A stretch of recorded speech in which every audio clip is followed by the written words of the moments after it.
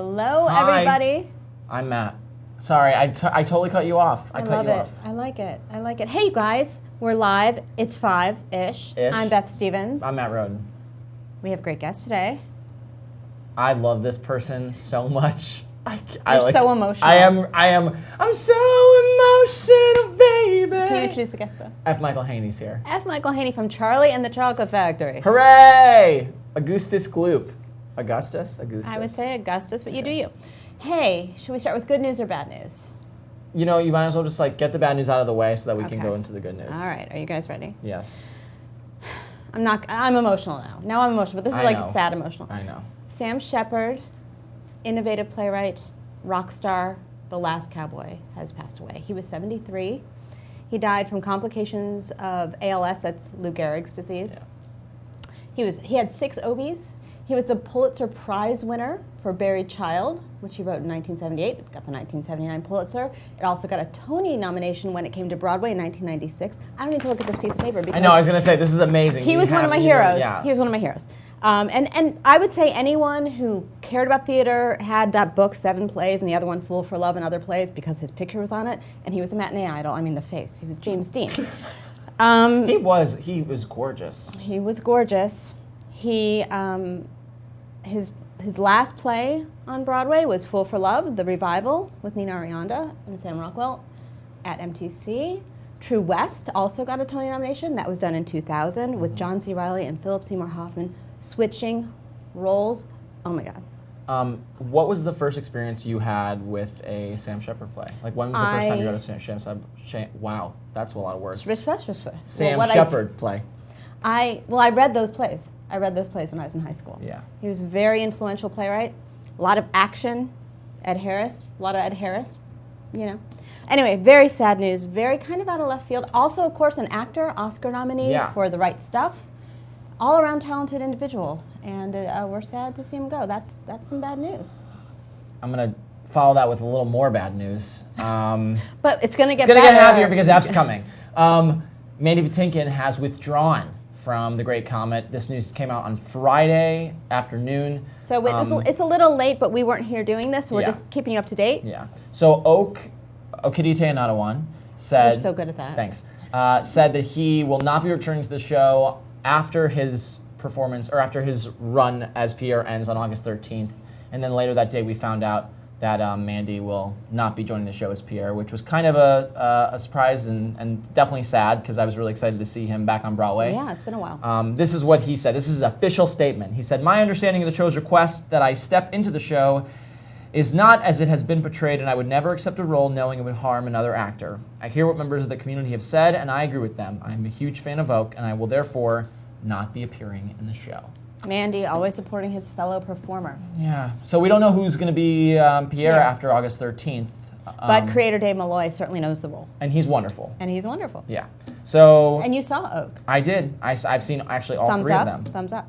He's Way so up. good. Yeah. He's so good. And I actually did not know what to expect because he's not Josh Groban. Well, and I love Dave so much Yeah. that I just, and Oak is just, it's such a different take, and he is so heartbreaking and just, it's really great. It's wonderful. If you haven't seen it, go see it. Please go see it. Do it. Please.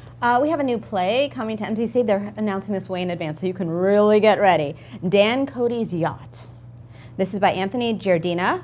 It's a world premiere off Broadway. Check out these dates: May 15, 2018. That is so. So I get don't ready. even know what I'm doing next Opens week. June 6th. Let me just tell you what it's about. Okay. Dan Cody's Yacht takes place in a small Boston suburb where a single school teacher is struggling to get by. Relatable, right? Okay. When the wealthy father of one of her students surprises her with a financial proposal that could change her daughter's life, their worlds collide. That's the word, collide. Yeah, so cool, next year. I'm into it. Off-Broadway, MTC, right before the Tonys. Why not? We have some grosses news. Yeah, so Book of Mormon, they surpassed $500 million in total grosses on the Broadway. Since its Broadway debut, which is sort of an unfathomable number. So there are a lot of shows that are top grossing shows, but here are the ones that have actually gone over 500 million. More than 500 million. More than 500 million. It's not a big club. Okay? In descending order. Okay. Jersey Boys, Chicago, the revival, not the original. You knew I was going to say that. Mamma Mia. Yeah. Phantom. Wicked. And then the highest grossing show of all time, The Lion King. Oh, so the Lion King is the most. Number one. And then Wicked, and then Phantom. Correct. Wow. I did it backwards, like you just count down. Yeah. None of those are like shocking to me, but that's exciting. I that love how you're Mormons- processing this in real time. Yeah, I'm thinking about it. Well, none of those are shocking to me, No. but that's very exciting for Book of Mormon. Very exciting. Very exciting. Very. Congratulations, Book of Mormon. Very, very exciting. Hello. Lightning Thief. Yes. It's going to have a little cast reunion, even though it's a closed off-Broadway musical. Yes. Chris McCarroll and the full cast are going to have a concert All at of them. 7 p.m., get ready, on August 28th at the Green Room 42 in New York City. Their cast recording went to it was on the it was It was on a high up number? on the iTunes charts, right? Oh, cool. Yeah. Like it was like number 3 on the cast recording. Like it was above like Moana at one point and Hamilton. So like, slay. Shantae, you slay. Okay. Wow. Midsummer Night's Dream, my favorite Shakespeare play. How many have you PS. seen? I was in it in high school. Okay. Were you Puck? No, I was one of the mechanicals. I was the one that's the wall, the chink in the wall. I said it with an accent.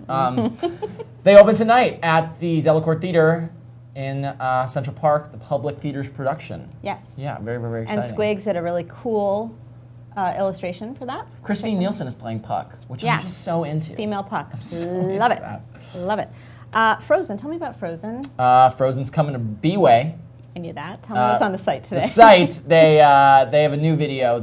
It's actually the first piece of real content that they've actually put out, and it's a preview video from the rehearsals that they did in New York, and they did a very wonderful So job. you get to see the ladies in action. Yeah, and it's like really exciting. Like it gets me like kind of hyped. I see that because you Yeah. got like high in your chair. I was just like I was excited about it. I don't know. This is so Wicked. The Wicked. Speaking of F. Michael Haynie. A veteran of the Wicked.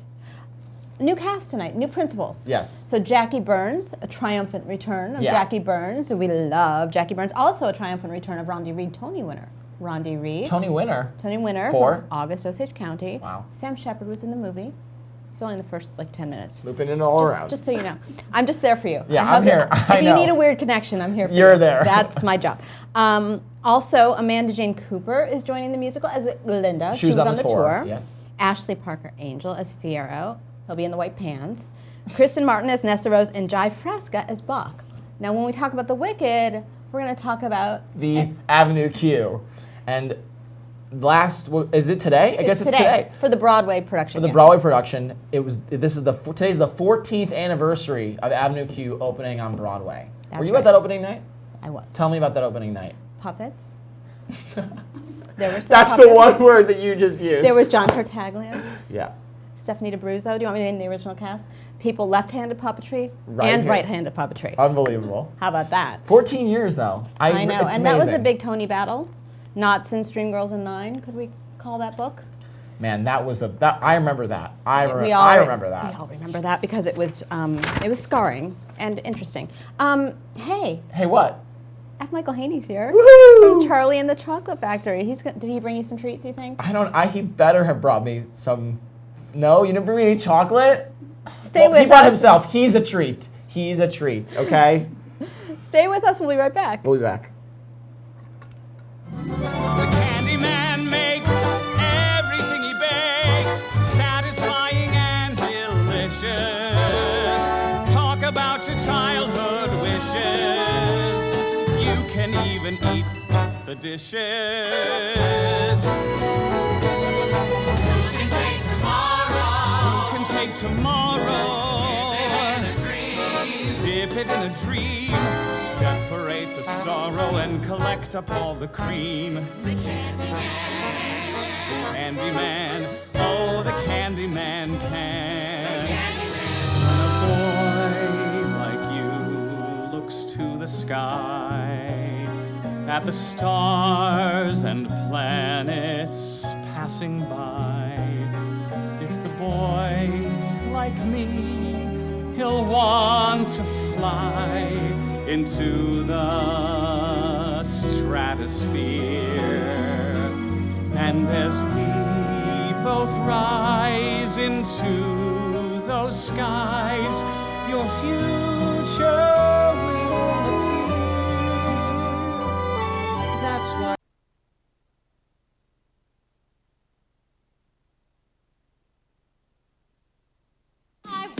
There's a new best musical on Broadway that you'll want to see again and again and again.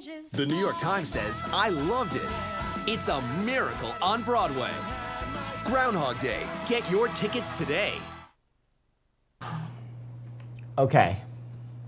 This person who is sitting next to me right now, I don't want to even say mildly obsessed with, because I just adore him with every single piece of my heart.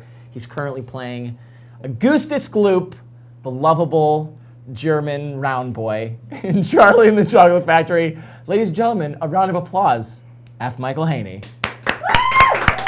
Woo! Do people still do this one? Yes, the full round of applause.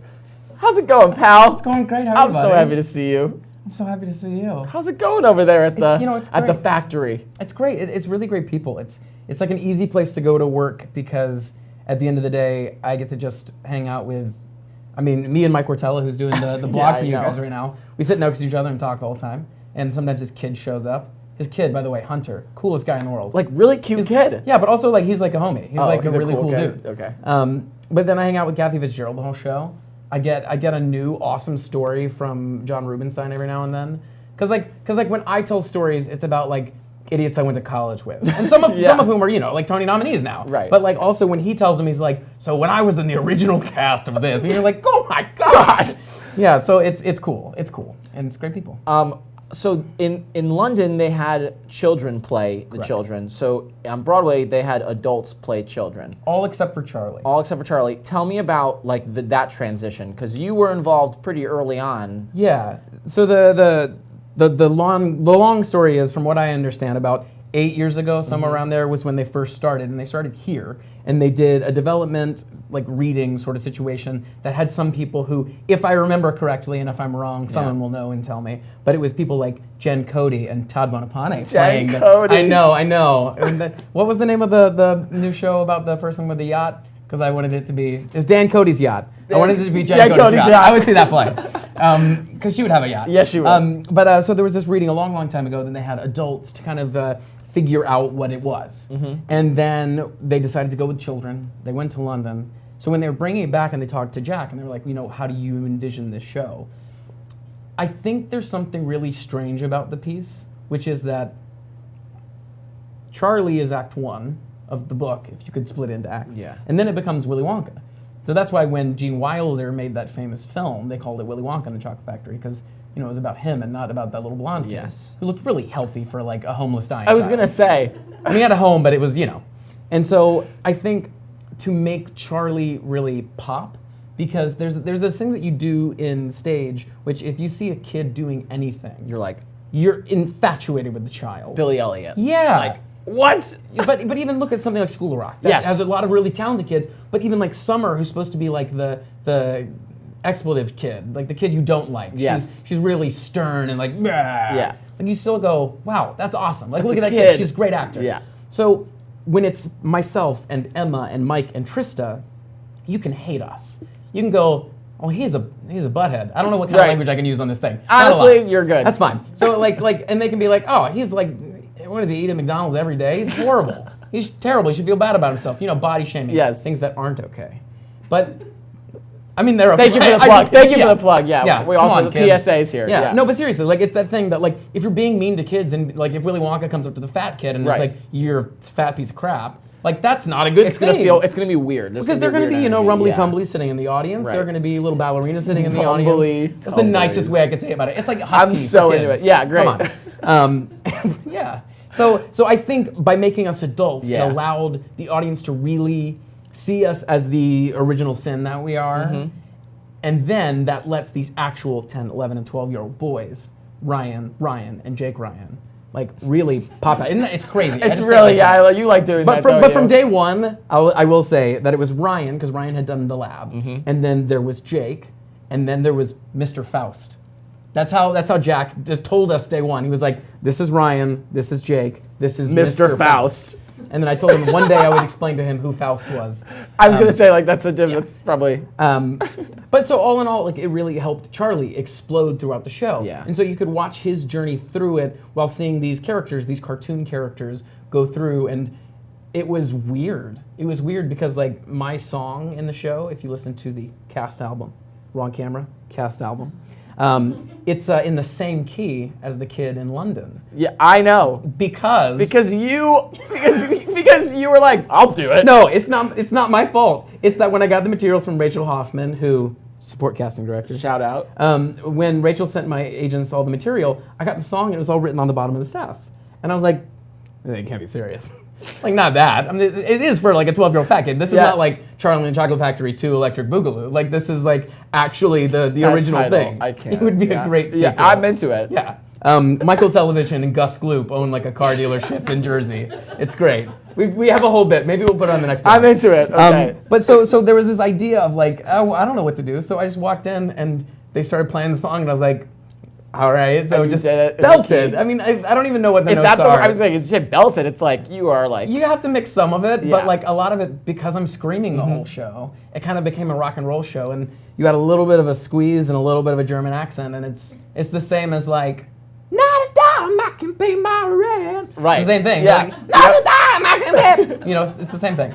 I'm sure I spiked Yeah, every all level the in levels. existence. So tell me, so when you got the sides, when you started reading the script, Yeah. and you were starting to play a literal child, how old is Augustus? I think they're all supposed to be around the 12. I think she says 12 in the little intro for me. What is it like? How did you play a 12-year-old? Like, how do you get into playing a 12-year-old? I think you can't play a kid. Of course. I think that was the hardest thing for us. Yeah. And we had an actual child in the room with us, which was kind of fun because, granted, all theater kids are a little different. Yeah. Because they are surrounded by adults, and so they're not kids among kids, which is what we were. But I think there's a really cool thing that like my mom was a teacher who got she was nominated for the honorary Tony this year in the education department. Your mother? I know. There's a winner, and then there were the 20 like nominees or honorable. And your mom was on mentions. that And list? Sylvia Haynie was one of those. Let's go. Yeah, but she was my theater teacher, and so she's been teaching my entire life. So I've been around students and kids. Yeah. And I still, every time I go back and visit my mom, I talk to her kids because I think theater education is really important for a lot of reasons, and I could do a whole live at 5 hours. But I think the thing that was really important to me was when we were portraying these kids, that they were, of course, caricatures, and they were, of course, ridiculous things, but at their essence, they had to have a real person inside. Yeah, there of has to them. be humanity. Exactly. Yeah. So the thing Kathy and I discovered really early, because we both did the lab together, which was a big blessing for us because we got to develop together and then seem inseparable, and they were like, well, I guess we can't fire them because they're so perfect Like, we together. got it! I don't know. That was the whole thing. We were like, okay, let's even dress alike. Because actors are never desperate for their jobs. Nope, they never never. are assuming they're going to get fired for someone more famous. Oh God, too soon. Too soon. Anyway, so there was this whole thing of Kathy and I went, all the kids are kind of like buttheads. I just like butthead. It's a funny I'm word. into it. So they're all like buttheads. So we're like, what if Augustus and Mrs. Gloop, who's the only person who isn't given a first name the entire show, Mrs. Gloop. Oleg Salt, Eugene Beauregard, Ethel TV, Mrs. Gloop. And in the program, does she- Nothing, just Mrs. Mrs. Gloop? Yep. So it's never mentioned in the show. It might be in the book, I don't know. But we were like, what if they were just like offensively happy all the time? And so Great choice. it was, I'm so glad that we're not like, so we just literally were like, what if we gave the biggest, dumbest smiles? Like if we were tourists in New York, it would be this the whole time. Like, right. Like nothing's upsetting. Even when I die, I feel like he's like, well, this is gonna be like that. Which is, it's fun and it's the easiest to like play. Yeah. Because everyone, like so many people are so kind to the stage door and they're like, oh, we hate that you died so soon in Act 2. And I was like, but my one trick pony would get real old. But like because I'm only in 15 minutes of Act 2, I know. It's like, oh, You can go play video games. I play a lot of video I games. know. Nintendo Switch, man, it's changing the game. You plug into the TV and you do the yeah, whole you thing. can do both. You can take it with you. Wow, you do the whole I thing. know, it's very good. What was your first experience with Charlie and Roald Dahl? Like, you know what I mean? What is your background with that? My mom showed me a lot of films with particularly strong acting performances, though they might not be. You lucky guy.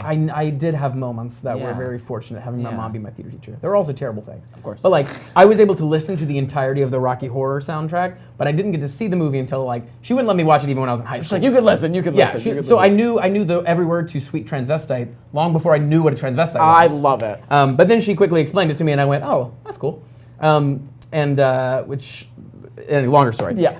Anyway, so I'd been shown lots of movies starring this guy Gene Wilder. I don't know why that took me so long to get there. I got there. I'm with there you. you are. So I had seen all these really great movies starring this guy. And then she goes, well, there's this other movie called Charlie Chocolate Factory that has this guy in it. And I was like, I love everything I've seen him do. Like the producers and Blazing Saddles and The World's Greatest Lover, which if you haven't seen. I've never seen it. that. Is one of the ones that a lot of people forget. Deep cut. It's a deep cut. Deep cut. But it's really like one of the most depressing, beautiful comedies. It's about a guy who like wins an old school reality show to go be the new star of a like rival MGM studio, and his life is terrible, and it's incredible. But right. it's Gene Wilder at kind of his Gene Wilder-iest. Yeah.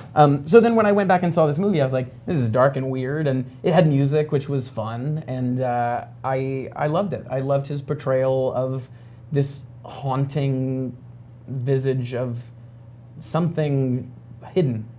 Like, that was the weird thing that I liked about it. Yeah. And that's kind of what drew me to some other Roald Dahl-esque things that, like, I don't appreciate when you look at kids and say, hi, kids, let's teach you about good and bad. It's more like, hey, kids, so the world is a big, scary place, and there are all these awful things that happen to people. And I don't want someone growing up, like a child, if I was ever in charge of rearing a child and teaching them about the ways of the world, I wouldn't want to hide stuff from them. Yeah.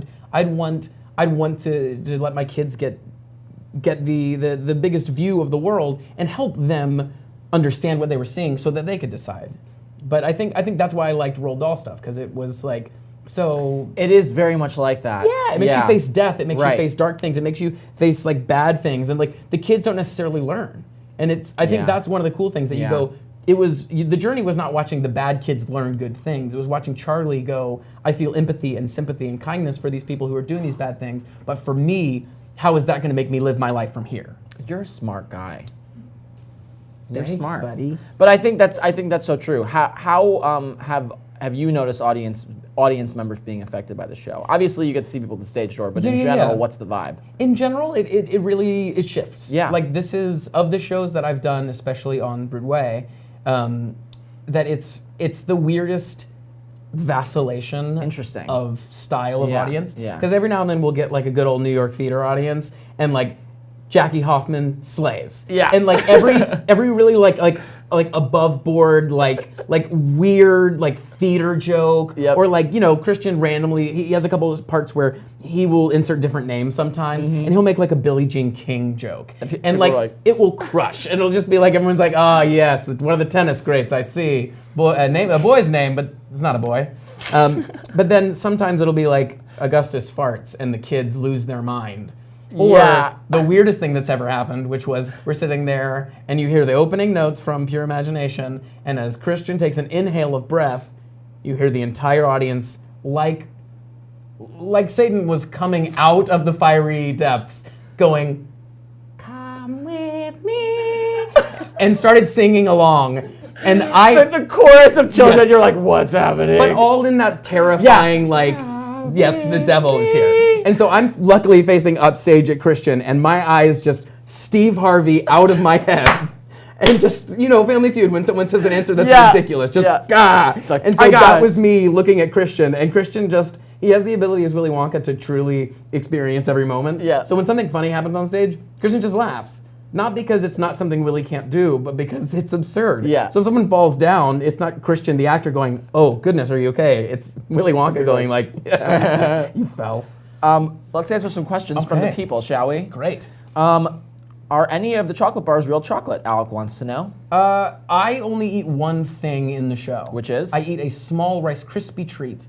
I know, because I don't like chocolate. Boom. Oh, I remember this about you. I remember this There about also you. was a small scene that ended up getting cut after opening. There was a thing where right before I fell into the chocolate, I would reach into this little Tupperware and pull out a handful of Nutella and put it all over my face, and then turn to the audience right before I fell in. Yeah. And then I tried to not turn towards the audience for like a week and never got a note about it. And finally I asked the SM, and I was like, my face has started breaking out because I'm putting like, I feel like lard and awful things are in Nutella. Don't put them in your body. And so spreading that on my face every day, I started to kind of like break out. And I was like, this is not fun. So I was like, what if we cut it? Asked the director, and he's like, yeah, I don't care. Boom. So it was great. So done. All the only food that I eat is that. But there is real cotton candy on stage at one point in time. I think the kids do have a little bit of a chocolate bar they eat. But yeah, not too many edible things. Bradley wants to know, who would you like to trade tracks with in your show for a day? I mean, I think that it would be really fun, and I mean this in the most sincere fun, to trade tracks with Emily Paget. Oh, I thought you were gonna say Emma Faffel. I was really hoping that you were gonna say. No, You don't want to do ballet dancing. no, it's that dance always scares me. Paget gets a great number. Yeah, she has like a couple of like really solid book scenes Yep. in the first act, Yep. and then gets this one beautiful, it's not a spoiler, Dead Dad ballet song that's really like heartwarming and touching, and really gets to be like Charlie, like life is hard, and then you die, but maybe you'll win this thing. And then he goes, I want a ticket, and instead of saying, Mom, will you go with me? She goes, preemptively, I can't go with you, bro. And then he goes, all right, Grandpa Joe, and he goes, got it, and she goes, I will see you at Bows. Right, And she literally, she hangs she's out. like, I'll see you at Bows. Yes, That's what at happens. Bows. There used to be a button during previews. There was a button scene where all the buckets came out. We had transformation costumes. I have a picture. I'll show you later. We had transformation copy. I came out in a pipe suit where my whole suit has been transformed. Mike Wartella came out as like the Tin Man with a little baby Mike TV puppet that was running the system. Wow. Emma And came all out those as, like, costumes are gone? Are they all just like hanging out? Yeah, literally. Your mom is watching. Hey! Sylvia. What's up, Sylvia? Hi. I don't call her Sylvia. I call her Mom. Taya wants to know what's your favorite scene in the show. Who was your favorite character? Or no, maybe she was referring to the movie. What was your favorite scene in the movie, and who was your favorite character in the movie? In the movie, I think Willy Wonka.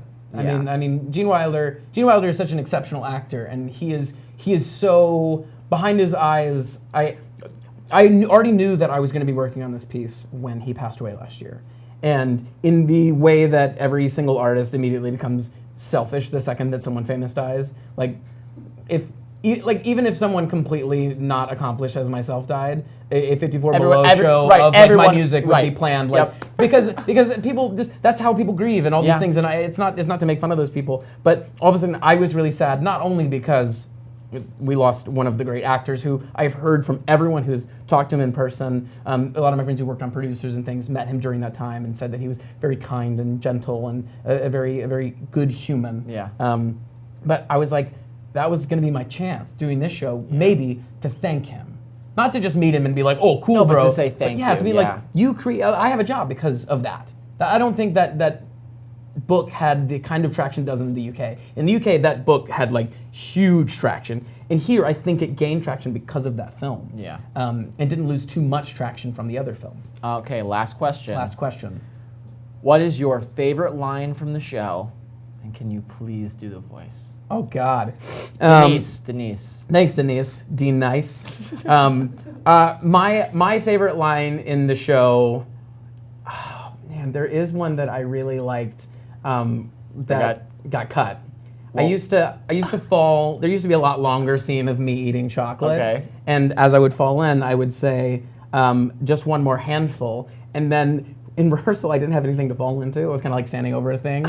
And I had the line, and everyone had to wait for me to finish it to do the rest of the scene. You milked it so hard. And all that was on the page was, but Mr. Wonka, comma, it's wunderbar, which is such a great thing to say in the German accent. So let me move yeah, this. lower, just a little bit lower, just a little bit lower. Let's go, hold it over here. Okay. And I was just like, I'd be like, Mr. Wonka, just one more handful. And then another scene, and then I would go, but Mr. Wonka, it's the